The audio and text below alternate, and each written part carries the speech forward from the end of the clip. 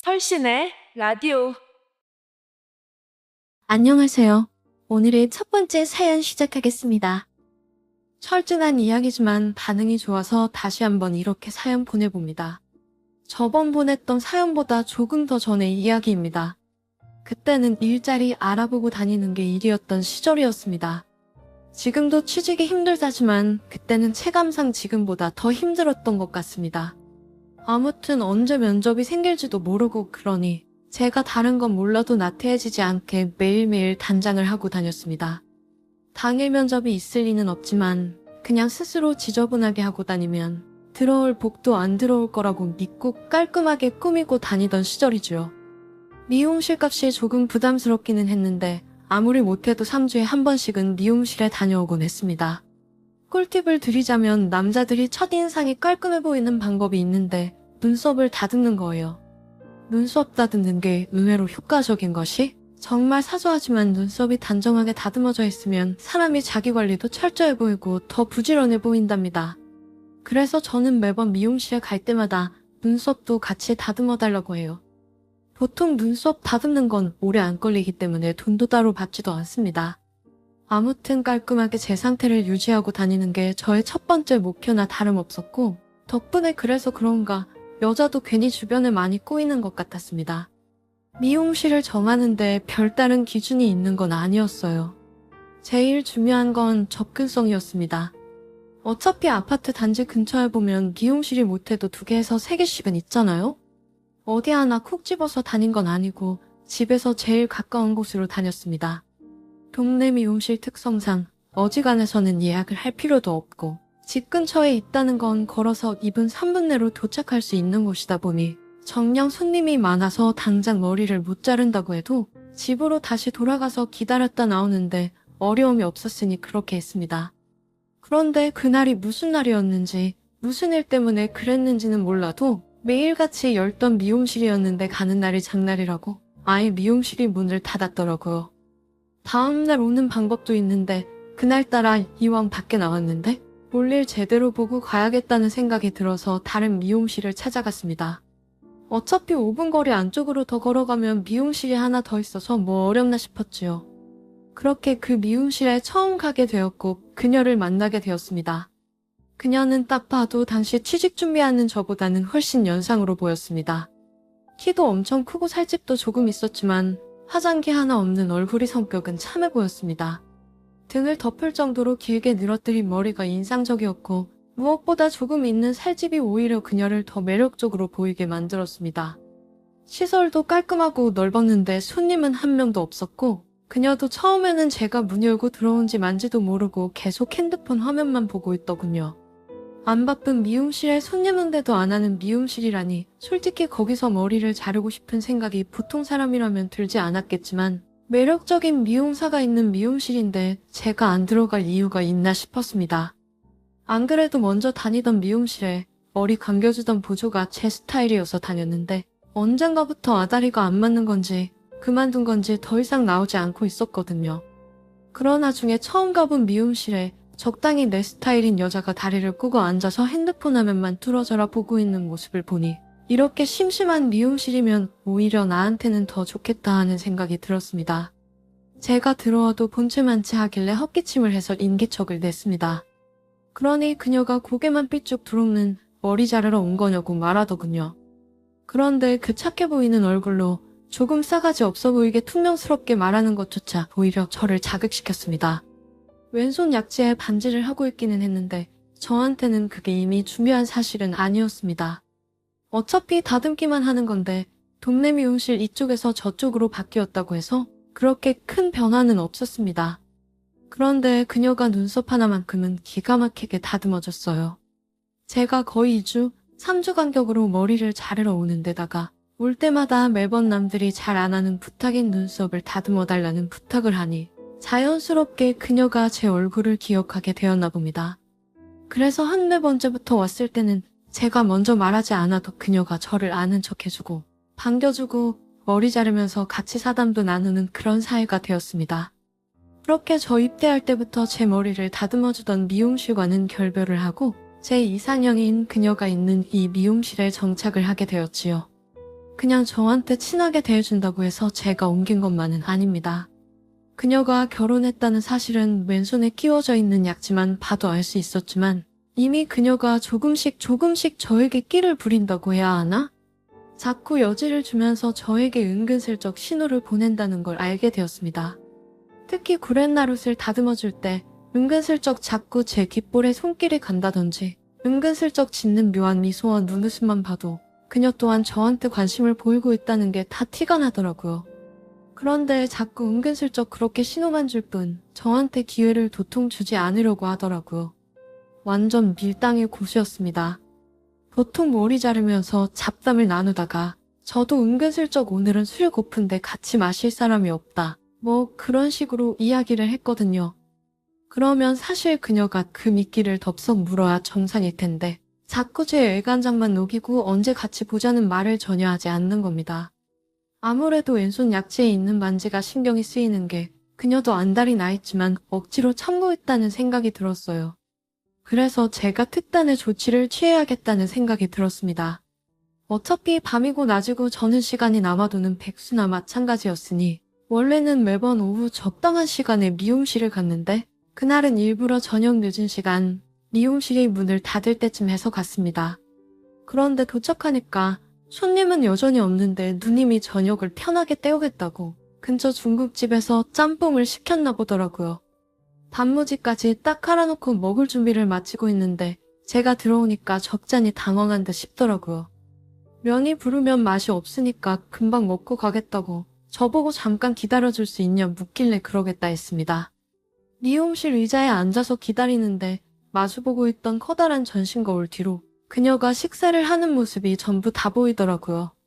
큰 키가 매력적인 사람이었으니 원래는 그 다리 길이를 자랑할 수 있게 반바지를 자주 입던 사람이었는데 그날따라 긴 치마를 입고 왔더라고요. 그래서 그동안 신경을 못 썼는데 발가락도 아주 가지런하고 가만 보니 군데군데 빨갛게 칠해놓은 발톱색이 지워져 있는 게 오히려 묘하게 계속 시선을 빼앗아서 기분이 이상해지더라고요. 누님은 그래도 손님이라고 제가 오래 기다리는 것 같으니 뜨거운 면을 훅훅 불면서 먹고 있느라고 제가 보고 있다는 사실조차 모르고 있는 줄 알았습니다. 그런데 그녀가 그만 좀 쳐다보라고 자꾸 쳐다보면 닳겠다고 하면서 쿡쿡 웃으며 또 콧소리를 내는 겁니다. 그녀는 이미 진작에 저희 시선을 눈치채고 있던 것이지요.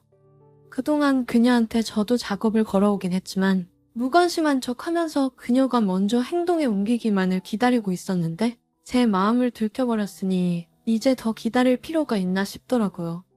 그래서 제가 그녀한테 그렇게 후루룩 소리 내면서 땀을 펄펄 흘리면서 먹고 있는데 그 모습에 정신이 안 팔릴 남자가 어디 있겠냐면서 한마디 받아쳤습니다. 그런데 그 발언이 신경이 쓰인 건지 누님이 콜록콜록 대더라고요.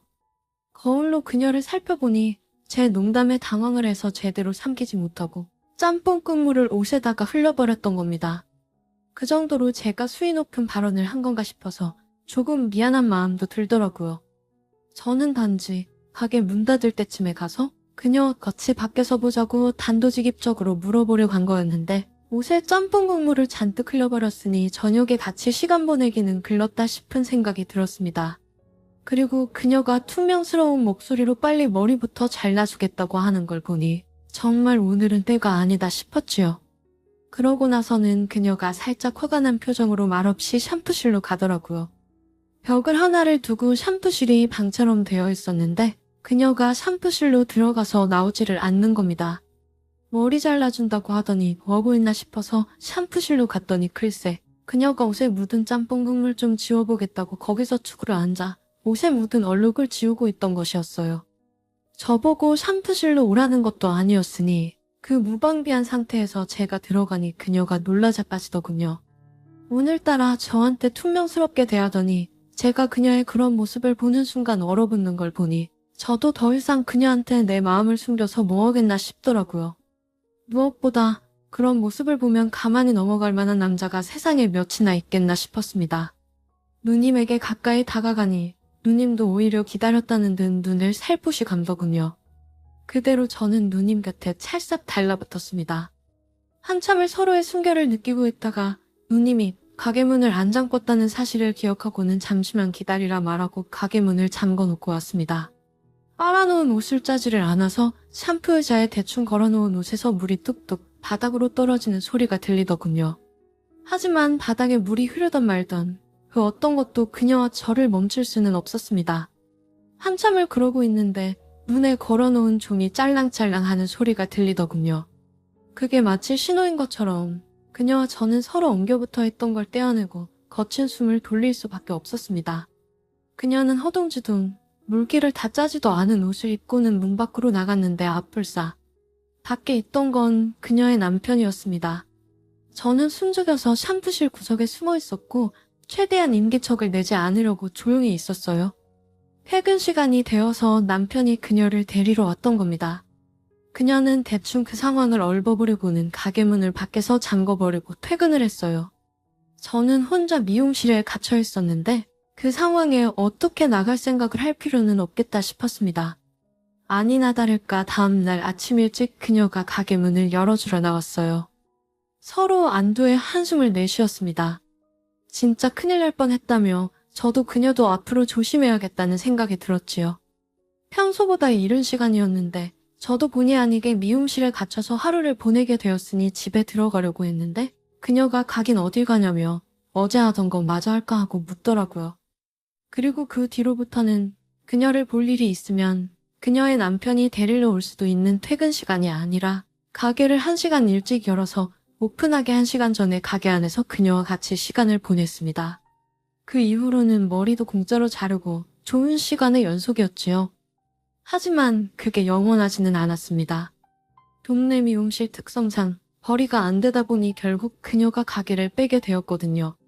그 자리에는 똑같이 미용실이 들어오긴 했는데 솔직히 제가 어떻게 해볼 만한 사람이 아니고 저희 어머니 뻘 되는 분이 가게를 운영하게 되어서 사실상 그 뒤로는 제가 원래 다니던 미용실로 돌아가게 되었습니다.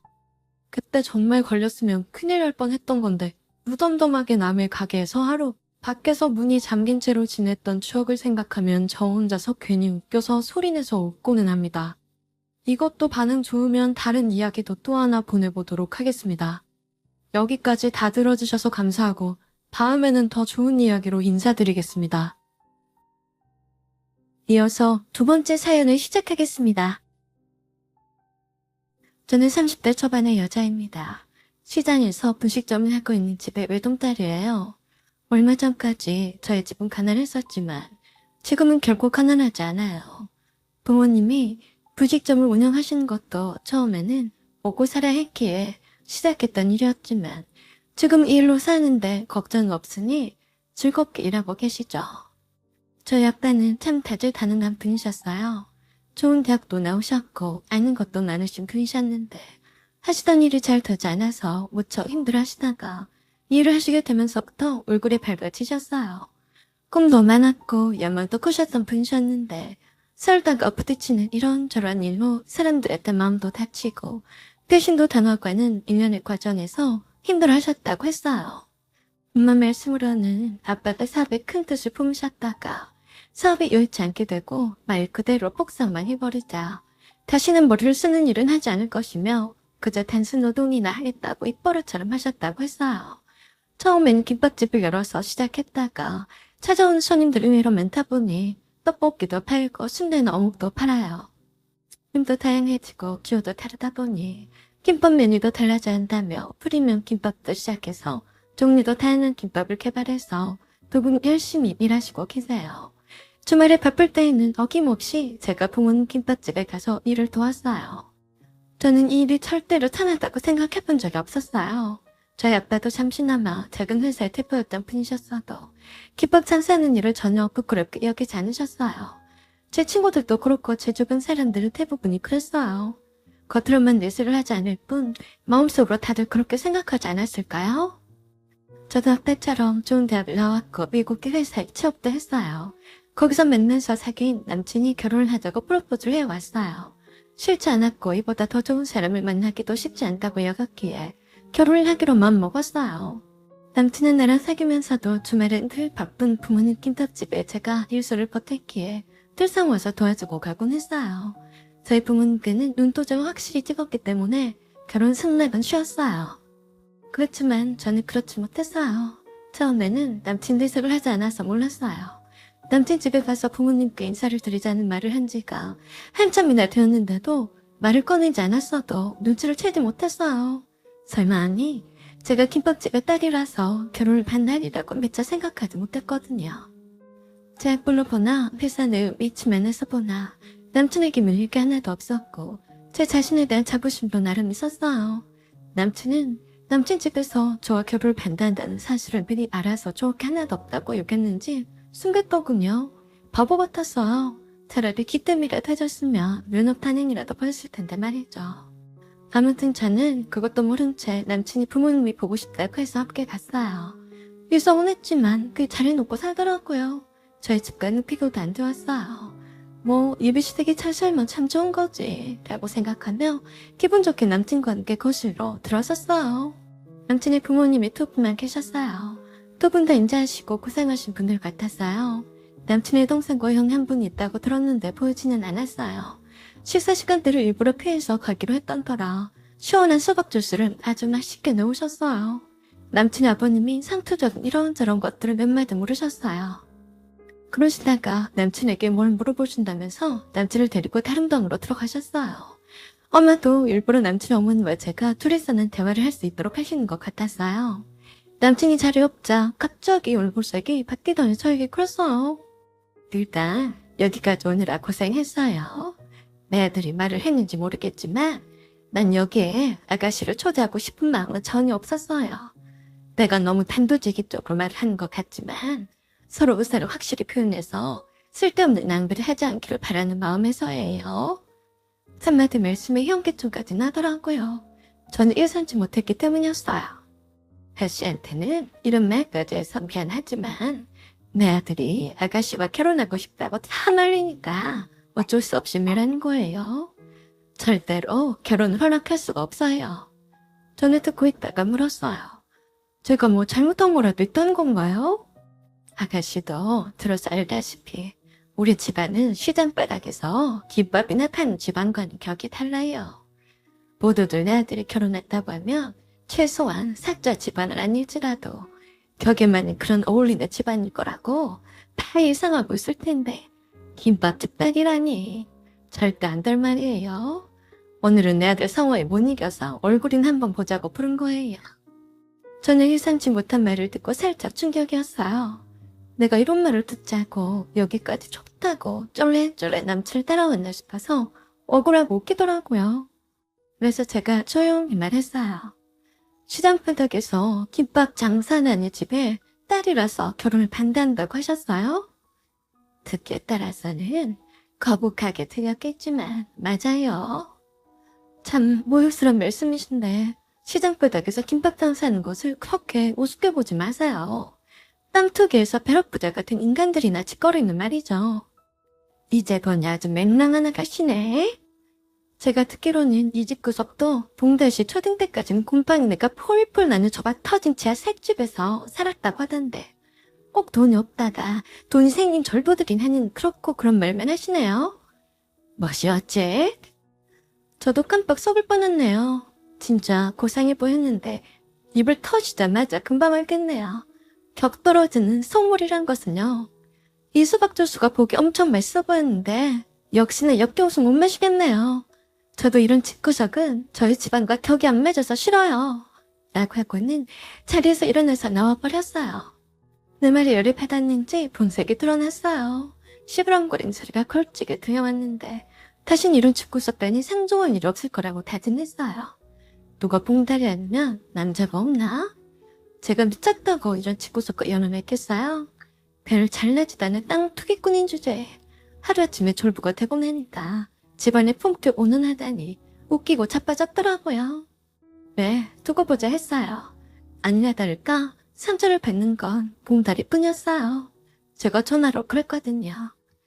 네 엄마 참 잘났더라. 내가 시장 바닥에서 찬하게 김밥이나 파는 집의 딸이라서 싫단다. 격에 맞는 집안과 사도를 맺는다고 그러시더라. 나도 네 집구석이 밥맛 떨어진다. 연락하지 마라. 남친 헬스케져서 맨날 회사에 있는데 책상 위에 편지 조각을 갖다 놓고 가곤 했어요. 읽어보지도 않고 버렸어요. 모든 연락을 받지 않았더니 죽을 마셨나 보더라고요. 그래, 더 힘들어봐라. 난 돈 하나 깜짝하지도 않을 테니까. 주말에 저희 부모님 김밥집에도 찾아왔는데 제가 문전박대를 부모님 모르셔서 사실 그대로 말씀드렸어요. 그랬더니 많이 속상해하셨어요. 그래도 부모님이 마음이 따뜻하신 분들이라 제가 가게 없을 때 남친 찾아와도 멀리 내쫓지 않으시고 남친이 하는 말을 다 들으셨더라고요. 장인어른 정호님 정말 죄송합니다. 저희 어머니가 했던 무례니 용서해주세요. 일부러 헤어지게 하려고 그러신 것 같은데 저는 전혀 그럴 생각이 없습니다. 제가 어머니를 대신해서 용서를 빌겠습니다. 라고 하는데 저희 엄마가 그럴 필요가 없으니 이제 오지 말라고 타일렀대요.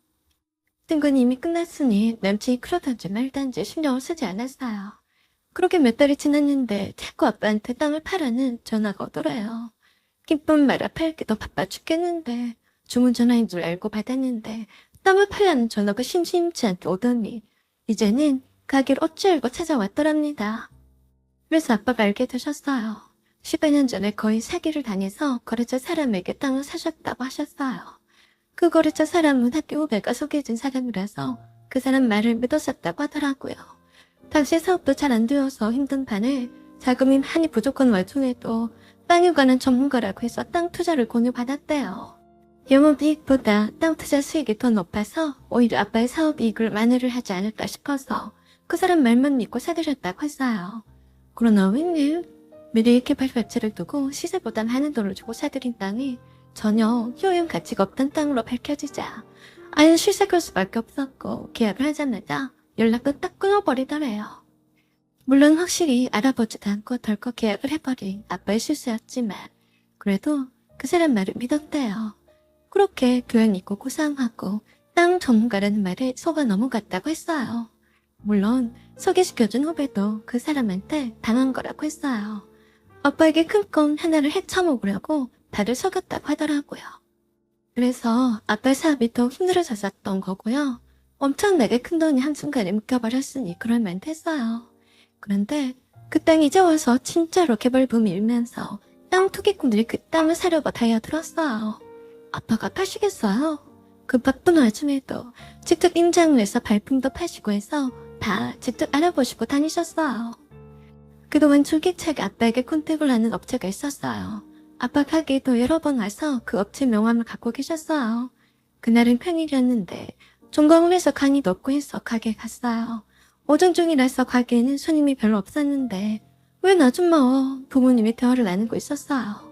그런데 놀라고 말했어요. 그 아줌마는 남친이 어머니였거든요. 알고 온 듯 밝게 웃으면서 그러더라고요. 오랜만이다.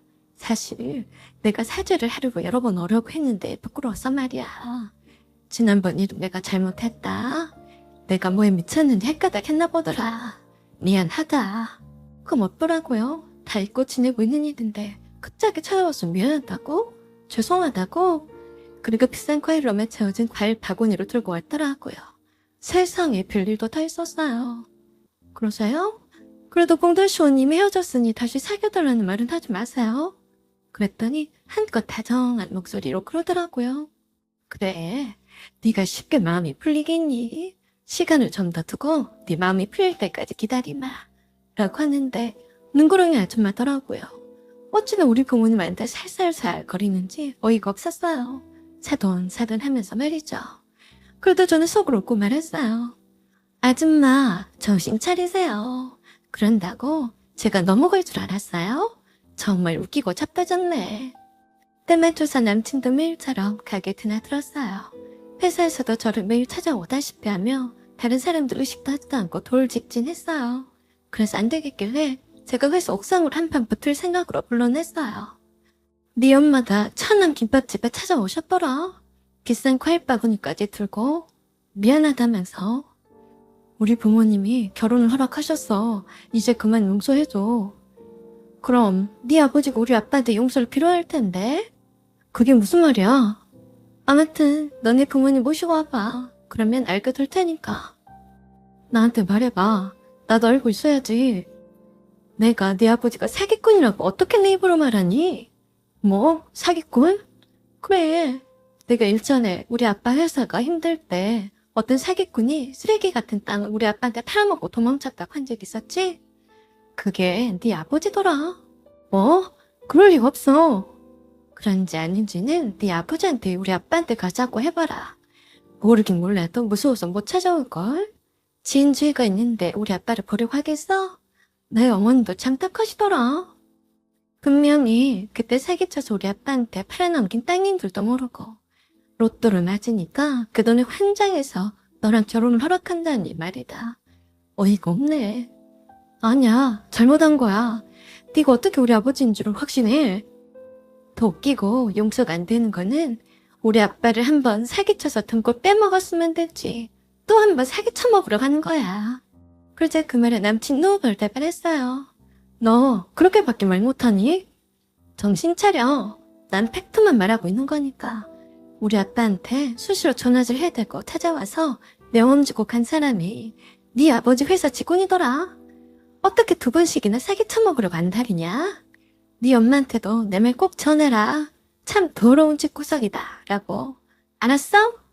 그랬더니 남친이 머리를 쥐어뜯으면서 저에게 그랬어요. 아니야, 사실 아니야. 내가 확실히 알아보고 증명해 보이겠어. 만일에 하나 네 말이 다 사실이라면 내가 용서 못해. 두고 봐. 그래, 잘 봐라. 이젠 나 건들지 마라. 사기꾼 아들인 너를 보면 밥맛 떨어지니까. 그 뒤로 연락이 또 끊겼어요. 회사에서도 내 앞에서 왔다 갔다 하지 않았어요.